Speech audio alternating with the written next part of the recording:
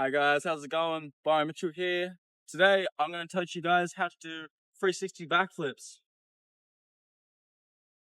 So step one, you want to learn how to backflip. Like that's the most important step. Backflipping and getting a bit of experience, on trampolines, something like that. And especially with flip frees, getting that flip free feeling, that spin also will help you a lot on this too. So foam pits, airbags, resis, very highly recommended as well. You don't want to just go in the blind, send it straight to concrete because you can get kind of mixed up with this trick because it is kind of technical in a way. So starting off with the flip free, ideally you want to start off with doing it fly out. Doing it fly out is probably the most safer way. You can do them over like little spanks, little boxes. It's easier personally doing down a little tiny bank, like quarter bank down ramp.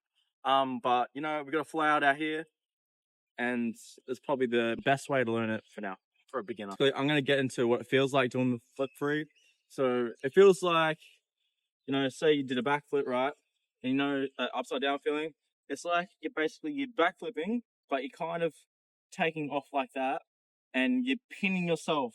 You're pinning yourself around. Basically, when you pin yourself around, you're having that feeling of you're fully like a pencil stiffed up, and you're spotting it around.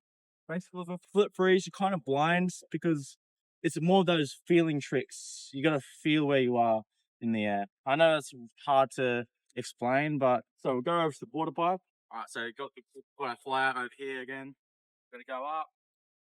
I like to, at the start to get the warm up. I want it to spin around because that's the most important thing. You can always fix up afterwards and get it better. Taking off with this trick. So I like to imagine a clock. I say 12, 11. For this, I want to kind of pull off at like 11:30 because you pull off two sideways and you could just, as I said, spin off axis. But doing it over fly out, especially, you want to be straight as possible. You want to be straight as possible doing this. I hit the coping on the top of the ramp, and I want to just pull up straight, not too sideways because you can come off axis. Pull up a bit straight and a bit like that, and you want to just feel the slow, like the gradual spin of the flip free. I know it's scary. It's different to doing flares. So say once you're taken off and you've done the flip and you're turning, I like to just keep my head kind of straight in that point because I'm always looking on my way down for the landings.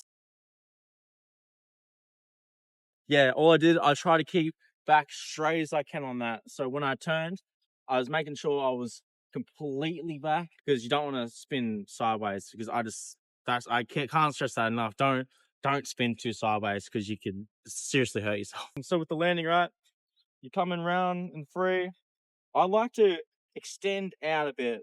Sometimes I feel it. I like to bend my legs if I'm doing it over like a step up or a box jump. But since we're doing a fly out, I like to just brace myself for landing. So I come around and I'm sitting there and like kind of sitting in a bit. So as you're coming in for a landing, sometimes you might be a bit off axis. I just like to kind of stiffen myself out. You'll see here in this clip, as I'm coming for landing, I'm stiffening out, I'm holding my body straight, and then I can land straight as I can. I don't really do fly out personally much, but it's just the safest way, as I said before. This trick is just one of those ones. You need to keep doing it. You need to perfect it because you can't just do it one off.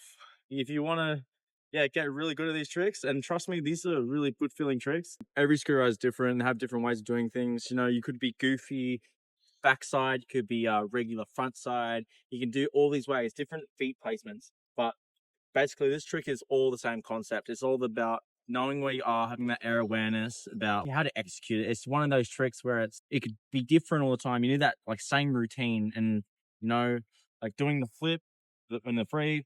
It's just having that consistency of having that back flip and then just slightly turning around. And once you get these down pat, and hopefully this helps, you can add bars and whips, and it can take you a lot of places with this trick. All right, so guys, that was my tutorial on doing the flip free on a scooter. I've been Byron Mitchell. Follow me on Instagram at Byromes. Follow Freestyle Scooter Lessons on Instagram as well. Doing more of these in the future. Just send me a message if you need any tips of this. Send me a video. Send Freestyle Scooter Lessons video. Enjoy, guys. Have a lovely afternoon, and get tuned for the next one.